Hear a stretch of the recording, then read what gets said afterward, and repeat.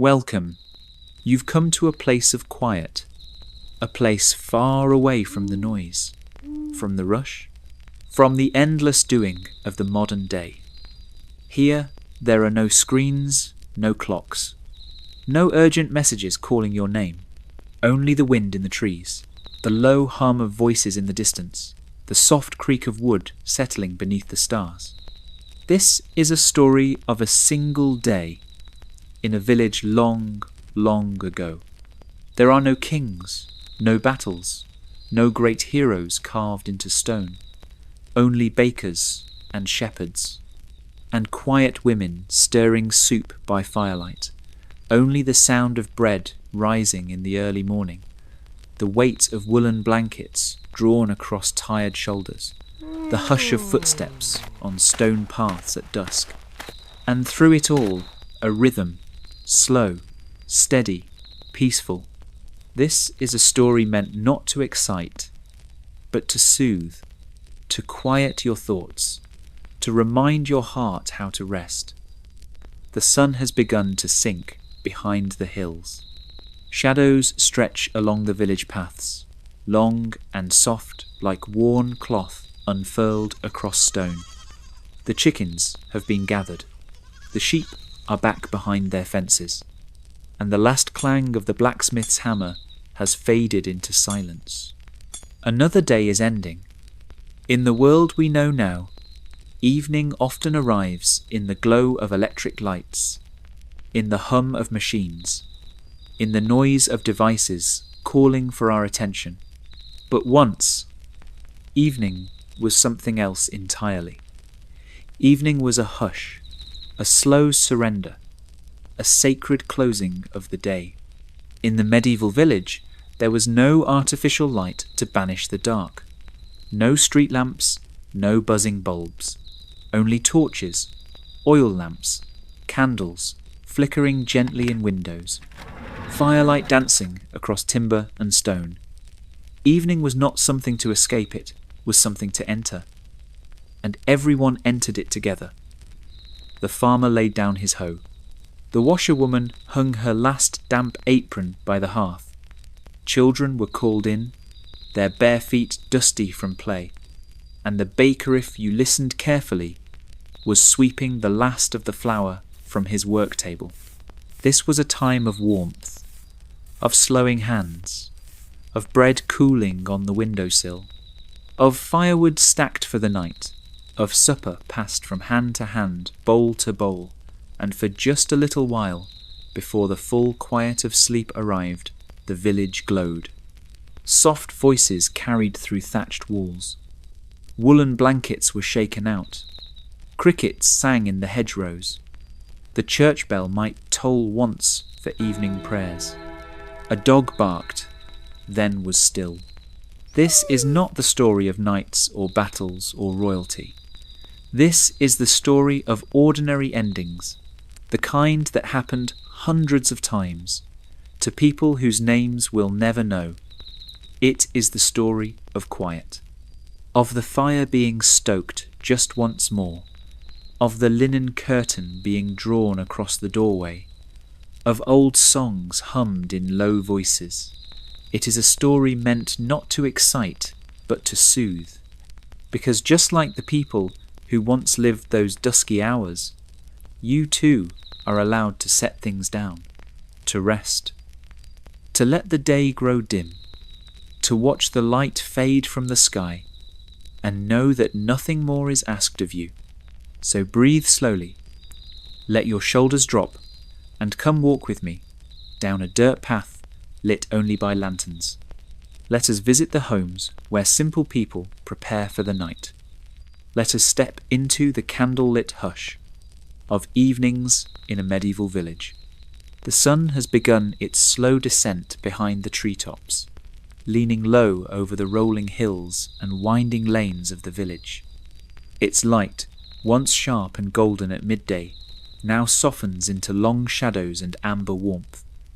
The thatched rooftops of the cottages seem to glow, touched by the last generous rays of daylight. The air carries a hush with it not silence, but a thinning of sound, a turning inward as if even the breeze has grown contemplative. The village, too, begins to exhale. There is no bell to mark the hour, no chime or clock face, yet everyone knows. The shift from day to evening is not measured by minutes here, but by rhythm, by the sound of tools being set down, by the change in light, by instinct.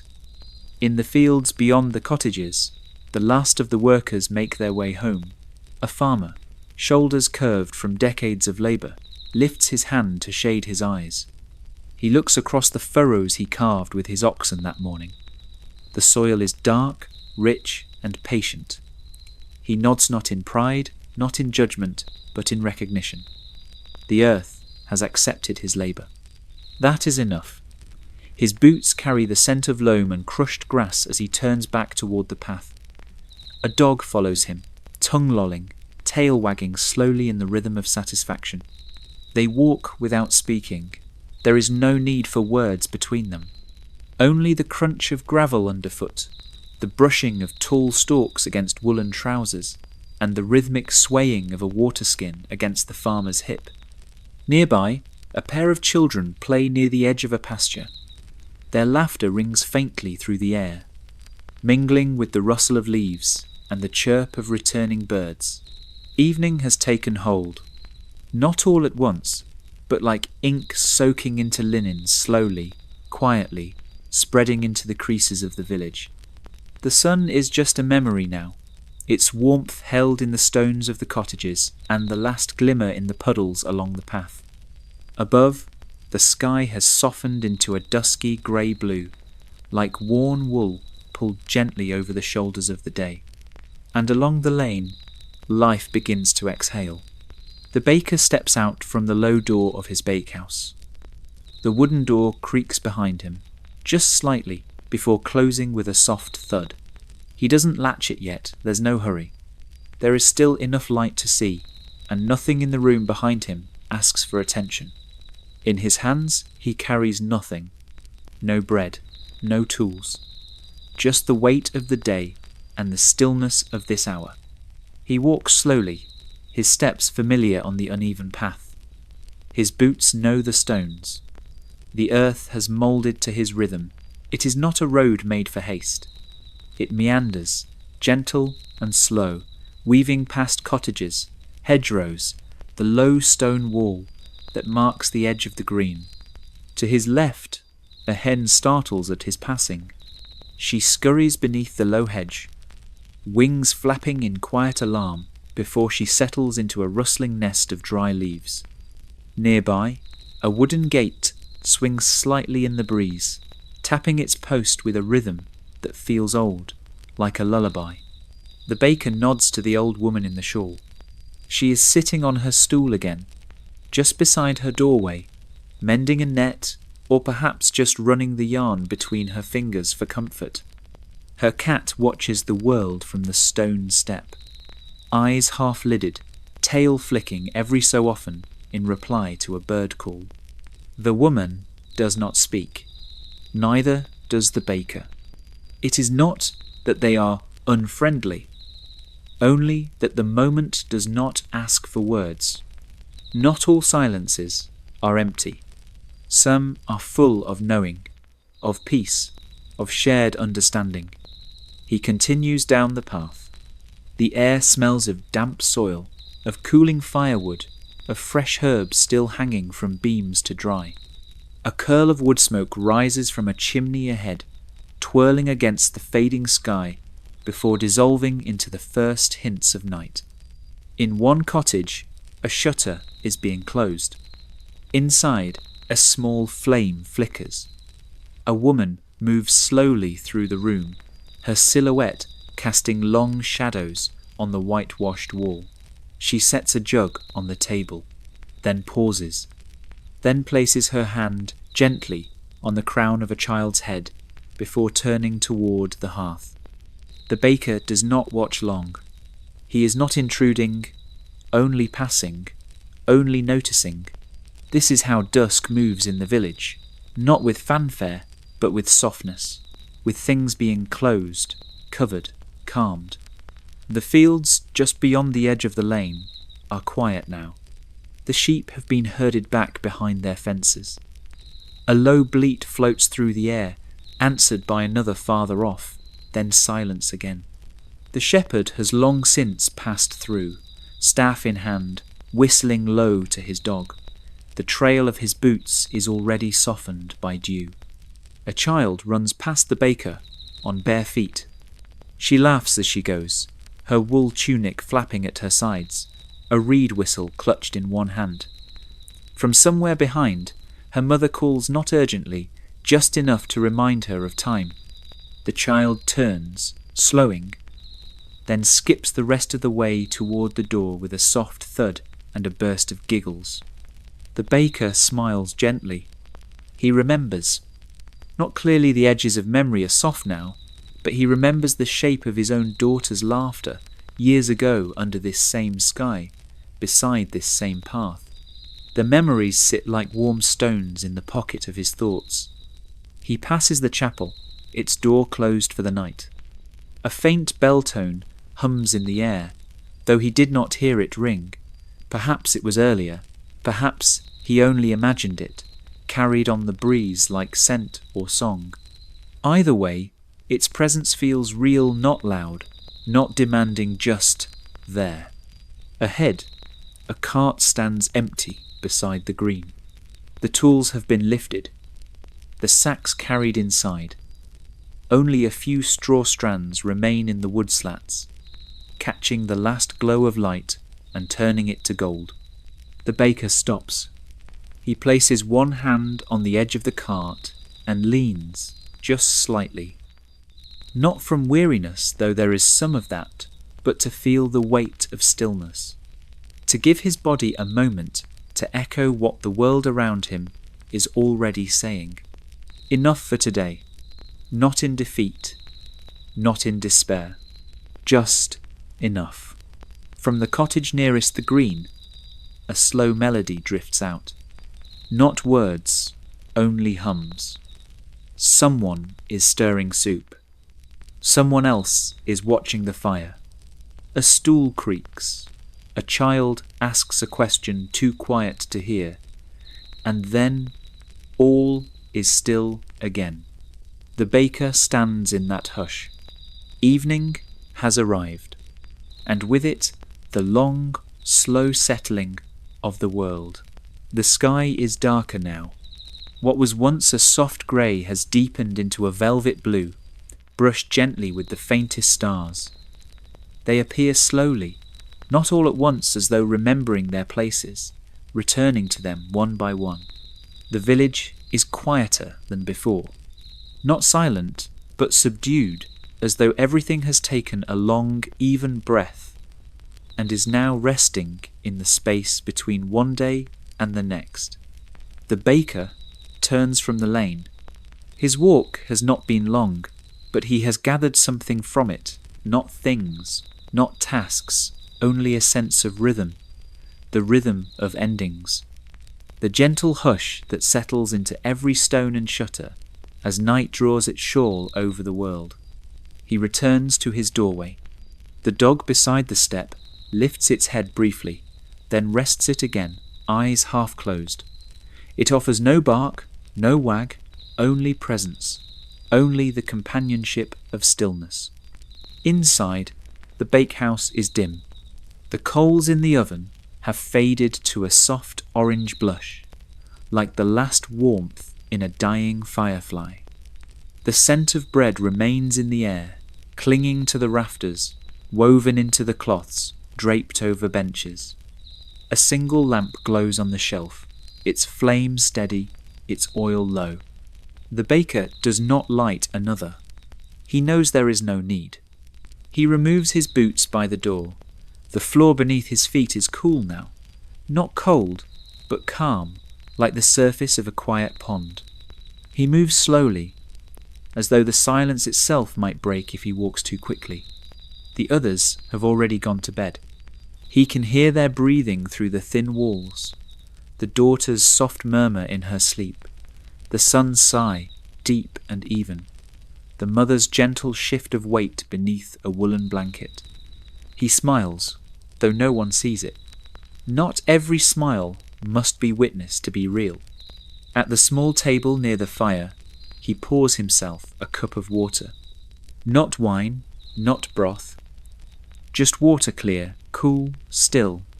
He drinks it slowly, each swallow a kind of quiet blessing. The cup returns to the table with the softest sound, a sound that means the day is done. He stands for a moment longer. There is no rush.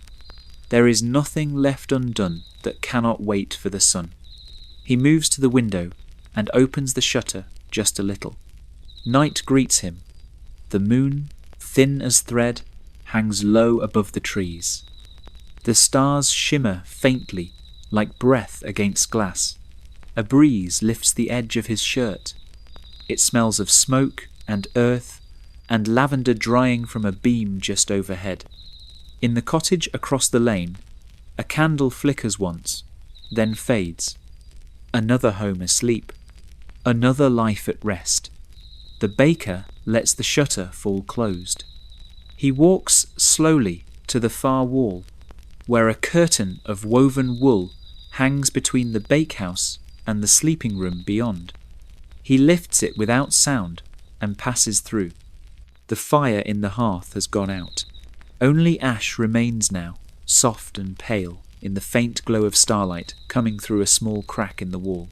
The room is not dark, not entirely. It is shaded, hushed, waiting. The straw mattresses are close together. No one here sleeps far from anyone else.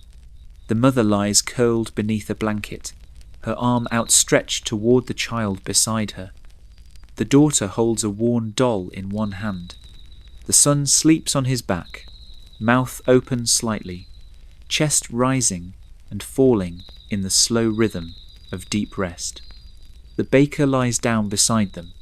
He does not shift or fuss. The day has taken its toll, and he feels it in his bones, but gently, not as pain, only as weight, the kind of weight that speaks of work done and done well. He pulls the blanket over his chest. The wool is rough, but familiar. It smells of smoke and bread and the life they live together. Outside, the owl calls once from the trees beyond the chapel. Then again, and then is silent. The crickets sing, their song like a soft lullaby stitched into the edges of night. And all across the village, lamps go dark. Doors are latched, windows closed, and the last of the fires are left to sleep in ash. There are no final words spoken, no declarations, no great conclusions, only breathing, only quiet, only the sound of the village resting beneath its stars. And in that hush, nothing is missing, nothing at all, and now all is quiet. The village lies under a blanket of stars, hushed and unmoving. There are no more footsteps on the lane, no voices calling from open doorways, no pails being filled, no hearths being stoked. The windows are dark, the doors are shut. The world has folded itself into sleep, but the day has not vanished. It lingers not in the noise of things, but in the softness left behind, in the scent of bread that still clings to the beams, in the faint warmth held in the stones near the hearth, in the echo of laughter from the green, in the quiet joy of hands that worked and now rest. Beneath the ash in the oven, embers hide, not bright now, not eager, but steady, waiting. They do not mourn the end of the fire. They trust that warmth returns, that morning follows night, that nothing good truly disappears. And so too does the life of the village. Nothing loud, nothing grand, only the slow, steady rhythm of people who lived close to the land, close to one another, and close to the quiet. They asked for little, a roof that held against the rain, a bowl filled with stew, the return of a child at dusk, the sound of sleep coming easily to those they loved. These were the treasures they counted, not in coin or conquest, but in candles lit, in loaves shared, in silence earned. And in these small, unnoticed endings, there is peace. There is peace in a pot scrubbed clean by firelight, peace in the gentle tug of a woolen blanket, peace in a shutter drawn shut against the wind. And tonight, that peace is yours, too. Let your day settle like flour on a wooden board. Let your breath slow like the embers beneath the ash. Let your thoughts soften like wool drying on the line. There is nothing more to do. The path will wait. The fields will wait. The work of tomorrow will come soon enough. But tonight belongs to stillness, to the owl on the church roof, to the stars keeping quiet watch, to the dreams passed gently from child to parent, and parent to child. The story has ended, yes, but not as a closing, as a quiet return to the earth, to the fire, to the breath between moments. And when the first light comes again, there will be warmth, there will be bread, there will be the creak of doors and the scent of new dough rising. And, once again, the village will wake. But not yet. For now, let the hush carry you, let the quiet keep you, and let the night have you gently in its arms. Sleep well, and remember, the day rests beneath the ash. This soft, steady quiet is not a pause, it is a gift, and all you must do is rest.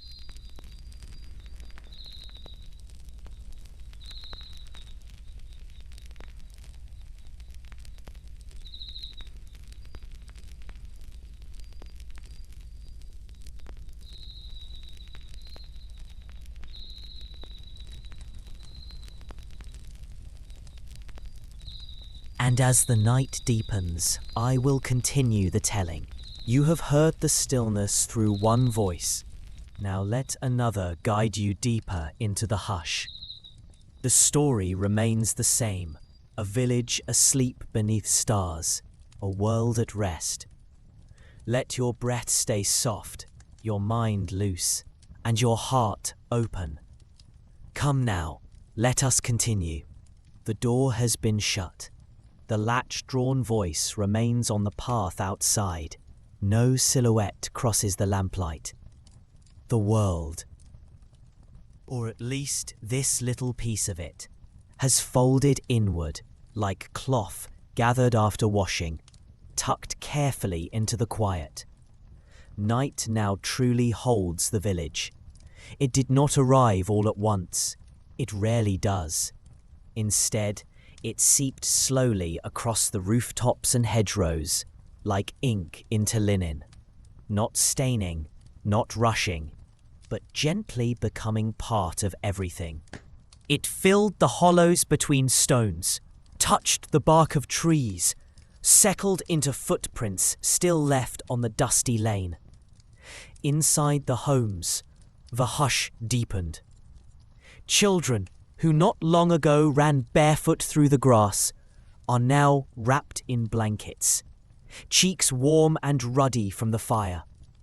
Their limbs, once filled with motion and laughter, lie still, curled close or flung loose, in the confident sleep of those who know they are safe.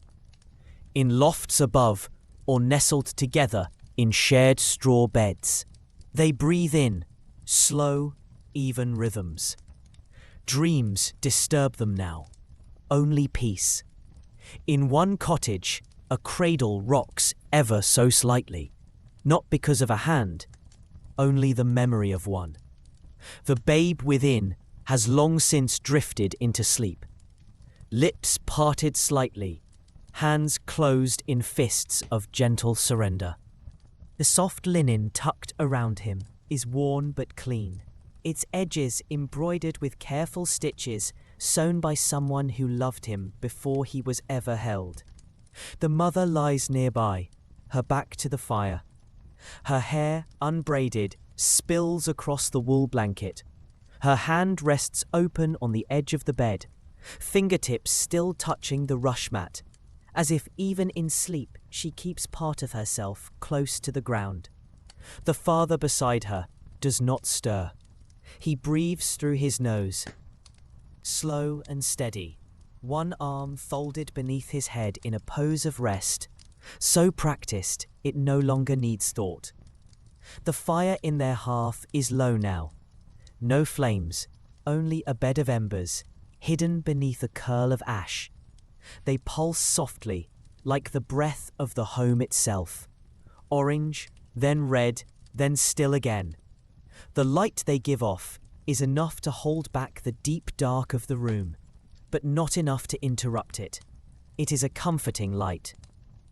The kind that does not speak, only stays. Outside, the moon has risen higher. It casts silver across the rooftops, turning the thatch to soft, pale grey. Each beam of timber along the barn is lit on one side and shadowed on the other, like folded parchment. A small breeze shifts through the trees at the edge of the green, barely strong enough to move the lowest branches. The leaves murmur among themselves, not with urgency, only to say that night is here and that it is good. Above them, the stars shine, not brightly, not sharply, but steadily. They glow in their places like old candles in a distant tower. They do not twinkle in the way stories sometimes say. Instead, they remain quiet, faithful, still. One star, low on the horizon, hangs directly over the well. Its light reflects in the circle of water below, just visible between the slats of the wooden cover. The soft linen tucked around him is worn but clean, its edges embroidered with careful stitches sewn by someone who loved him before he was ever held. The mother lies nearby, her back to the fire. Her hair unbraided spills across the wool blanket. Her hand rests open on the edge of the bed, fingertips still touching the rush mat, as if even in sleep she keeps part of herself close to the ground. The father beside her does not stir. He breathes through his nose, slow and steady, one arm folded beneath his head in a pose of rest, so practiced. If anyone were to lift the lid, they might see it, that tiny light echoing far below, like a drop of sky in the village's heart. But no one stirs. The village is still, still but not empty, still but full, full of warmth left behind in the stones, full of the scent of smoke held in the beams, full of dreams that drift like dust through the air, too fine to see, but present all the same. The baker sleeps now. He is on his side, facing the wall. The flour beneath his fingernails has not been washed away entirely, a ghost of the day's labour. On the table across the room, tomorrow's dough waits beneath a cloth. It has been mixed, kneaded, shaped. Now it must only rest as he does. Together, they wait for morning. The cottage creaks gently in the wind, not with alarm, but the way old bones settle into a well-worn chair. The timber frame, the plastered walls, the thatch above, they know how to hold space. They have stood through hundreds of nights like this, and will likely stand through hundreds more. Outside, the church sits silent. Its bell rope rests against the wall, still slightly twisted from its last ring. No sound will come from it tonight. But even without the chime, the hour is known. The village does not count time by bells in the deep night. It counts by breath, by the warmth fading from the hearth, by the moment when even the dogs lie down and do not lift their heads again. A small owl calls from the trees. One soft note, a pause, Then another. It is not a song exactly, more a reminder that some eyes still watch, that not all the world sleeps at once. Its wings spread without a sound. It glides above the roofs, above the stone walls, above the closed shutters. It does not pause for long. There is no need. Its presence is enough. The village is under watch. A cart stands empty near the edge of the green. Its wheels lean slightly, as if tired from the day's labour. Straw clings to the boards, and one leather strap flutters faintly in the breeze. No one came to collect it. It will wait until morning. Beside the chapel, the small graveyard lies untouched. No lanterns there. Only moonlight on lichen-covered stones, and the hush of time. Names carved long ago remain, their edges softened by wind and rain.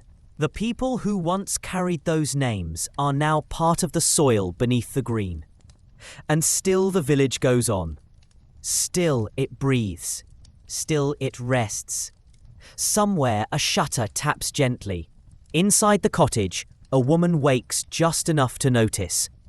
She does not rise, only turns her head, listens, and lets the sound carry her back into sleep. And so the hours pass, uncounted, unspoken, unhurried, until the sky begins to shift. Not yet the glow of dawn, only the faintest paling at the edge of the horizon, as if someone had drawn a single breath of light across the canvas of night. The stars begin to pull back, not suddenly, but with reverence. The moon, too, softens, and within the cottages, without alarm, without rush, something stirs, a change in the air, a slight tightening of the breath, a body that turns toward waking, not yet ready, but aware. Morning will come soon. The world will turn again. There will be bread. There will be light. There will be voices, footsteps, laughter. But not yet. Now the village still belongs to the night, to the owl, to the stars, to the peace that comes not from escape, but from belonging. From being part of a rhythm older than clocks, older than bells, older even than memory. The night has not ended, not yet, but something has shifted. It's not morning, not truly, but in the deep hush that still holds the village close, there is now the faintest sense of something beginning. The stars remain, scattered like dust across the velvet sky, and the moon still hangs above the fields, but its brightness is fading, as if it knows its time is nearly done. Inside the cottages, sleep holds firm. No doors have opened, no firewood has been gathered, and yet the world stirs. It begins in the silence, in the smallest corner of the bakehouse, where a thin thread of warmth still lingers in the stone. A breath of air moves gently across the floor. It lifts a strand of straw, turns it once, and lets it fall again. The dough on the wooden table has risen quietly through the night. Not rushed, not watched. Just patiently becoming what it was always meant to be. Soft, full, and waiting. Then a sound, very faint. The soft groan of the baker's bed frame, the shift of wool blankets as he rises. He does not speak, he does not stretch. He simply sits. For a moment, still. There is no need to rush.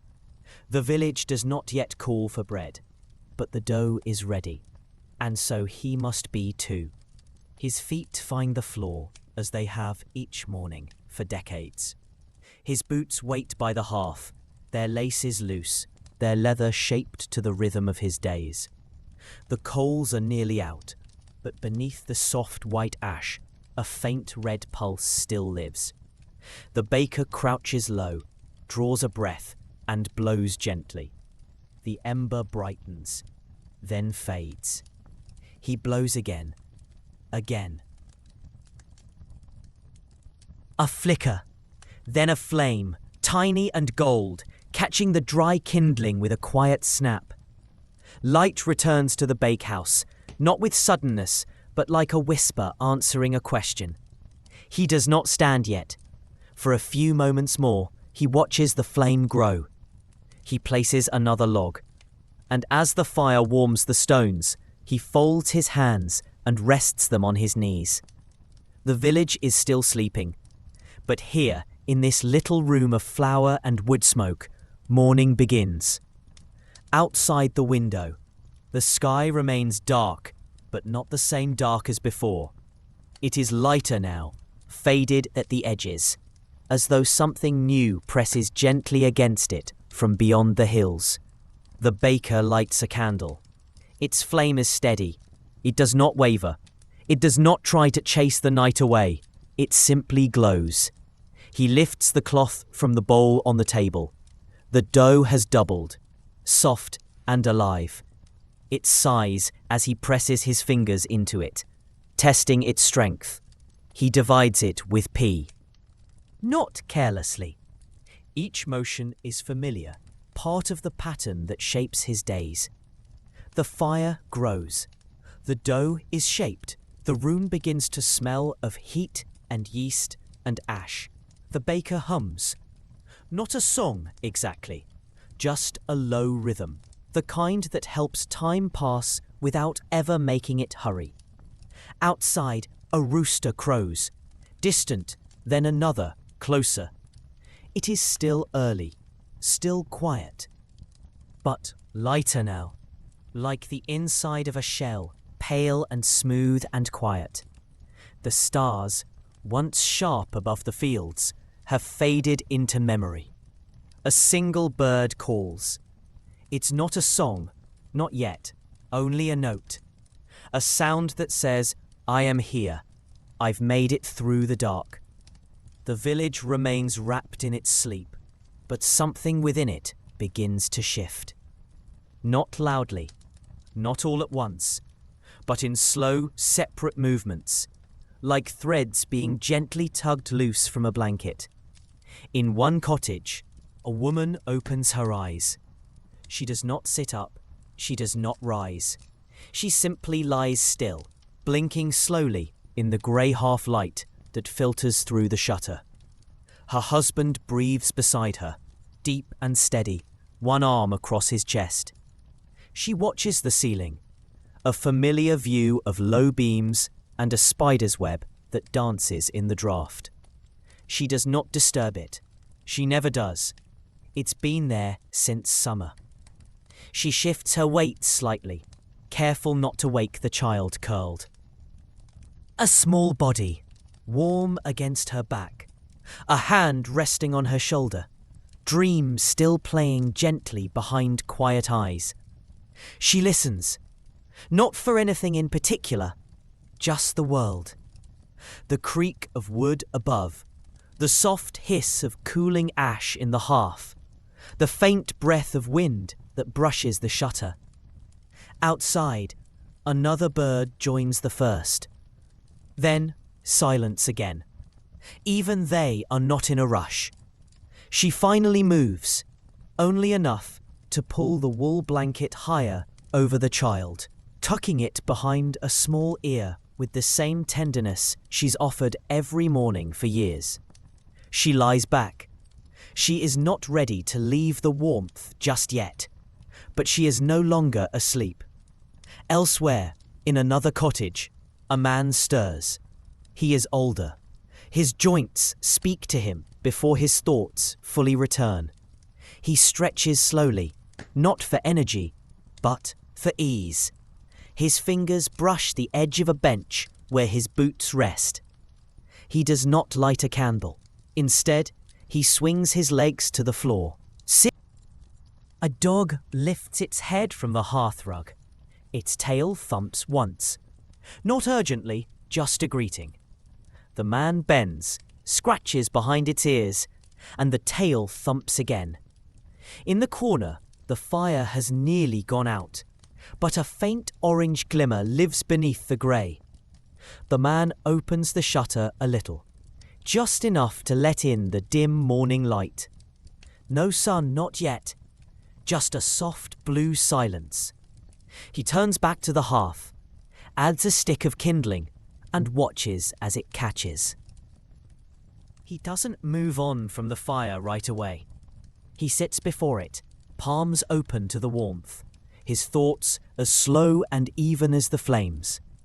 He's not thinking of tasks, not yet. He's simply present. One cottage over, a child turns in her sleep, then stills, then opens her eyes. She does not cry. She does not call. She listens. She knows the world is not quite ready. But she is awake, and with wakefulness comes wonder. She stares at the beams above her. They are dark against the ceiling, like strong branches overhead. She traces them with her eyes. She thinks of the lamb she saw yesterday, the one with the soft ears and uneven legs. She does not speak this thought, only holds it like a small pebble in the hand. In another home, a kettle is set over the rekindled fire. Water hasn't boiled yet, but the first faint hiss rises from within. A bowl is placed beside it. Oats are measured, pinched by practiced fingers. A wooden spoon rests on the table.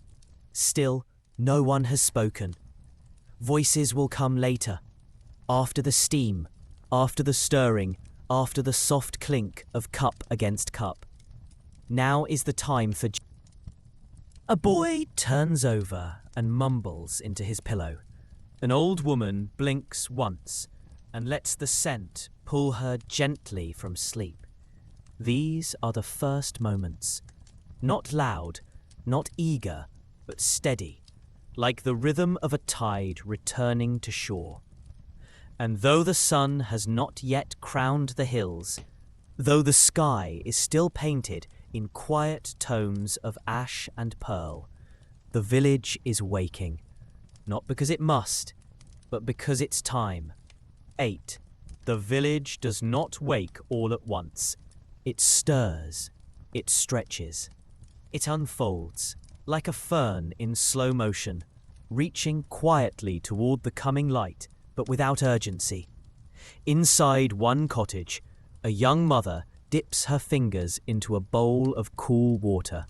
She presses them gently to her eyes, then to her temples, as if easing the remnants of sleep from her skin. The fire has begun to catch again, low and steady. She leans toward it, not for warmth, but for the comfort of motion. A small pot rests nearby, the oats inside already softening in the steam. She does not wake them. Not yet. This moment is hers, a quiet between things, between sleep and stirring, between yesterday's tasks and today's demands. Outside, the air is cool and damp. The earth still smells of night. Dew beads on the wooden rails near the garden. It clings to the low fence, where a pair of boots now rest, ready for another day. A door opens, just slightly, not with creak or groan, but with care. A man steps out, shawl pulled over his shoulders, eyes still squinting in the grey. He carries a bucket, empty for now, but expectant. The hens are already murmuring, not yet clucking, just soft sounds, feathered and low, like the warm end of a lullaby. He opens the gate. They stir.